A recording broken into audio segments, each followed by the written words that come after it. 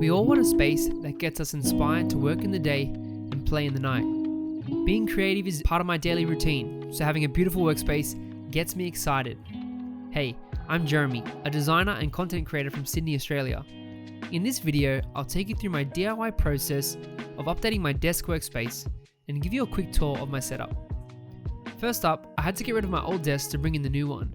I had a 2-monitor setup with some small Logitech speakers and my PC was on the floor. I also had an Ikea Alex drawer on the left to store some storage, and there was also cables hanging around everywhere, and I felt really cramped in the corner.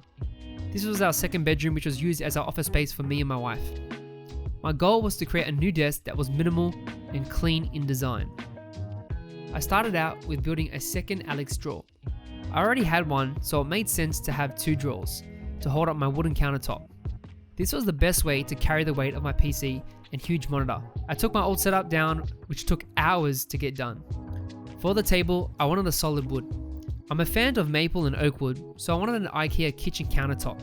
Originally, I wanted the Carby version, but it was out of stock everywhere, so I opted in for the Barkaboda. It had a cool look and nice feel. It's also a veneer version, so the wood finish is already done for me, and I don't have to polish anything. That just makes my life easier. I love this table as well because it's got the length. I put the countertop on top of my Alex drawers and used these little plastic anti-slip pads to make sure that the table wouldn't move around.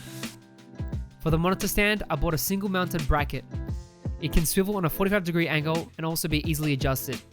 I got it from a brand called Brateck, and I think it's a global brand, and it works pretty well.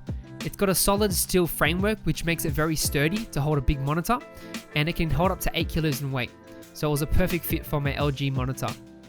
It took some time to attach everything, but once I got the mount on, I quickly tightened it with my Allen key, and that made it really easy.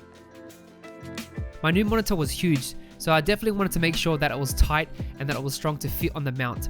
I had to screw on the VESA plate on the back of the monitor, and then I had to slide that on to the mount. This took a little bit of time, but I was able to do it by myself. It is a bit heavy, so you're probably better off having a partner to help you out. I had to rearrange my posters for my desk and also add some acoustic foam pads to block out sound bouncing from the walls. I use these 3M strips to help me stick it on the wall without actually pulling off the paint. I also love getting RGB lights. It sets the atmosphere and brightens up the mood of the room. I got the Philips Hue Light Strip Plus. It has the best quality and it easily works with Bluetooth. I attached it to the desk and it already came with 3M tape on the back of it, so it was easily to stick on. The colors are really awesome and I just love the overall feel it gives off, and it's just such good quality. I stuck it onto my solid wood in the middle, and as I already went through, I should have probably done it first before putting my monitor on, but that's something I learned along the way. For cable management, I needed a solution that would make my space as clean as possible. Ikea had this fixer kit. It came with Velcro strips, plastic parts to snap in cables, and it was just pretty good for like $10.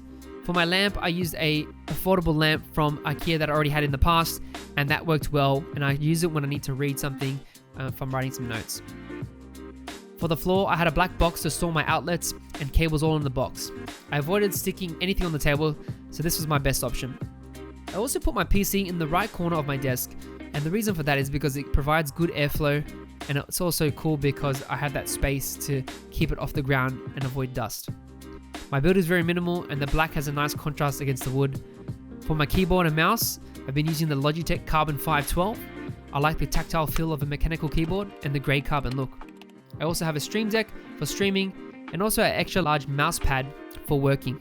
For the mouse, I got the MX Master 3. It's great for browsing, designing, and even gaming, surprisingly. When I'm not typing and need to sketch some ideas, I can always move my keyboard out of the way to create space for my notebooks.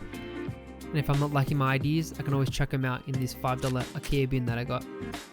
For my drawers, I'm using the Alex drawers, and I'm using these desk organizers to put all my gear, my pencils, my notebooks, my highlighters, everything I need to in these small compartments. I love the grey felt tip look, and it actually is pretty sturdy, which I like about it. For my mic, I'm using the Rode USB mic. It's great for tutorials and recording calls, and I also have the boom arm to go with that to help me. For my chair, I'm using the Secret Lab Titan. This thing is amazing. It has built-in lumbar support. It's so comfy, and I can always use it to play games and even watch movies if I want to kick back.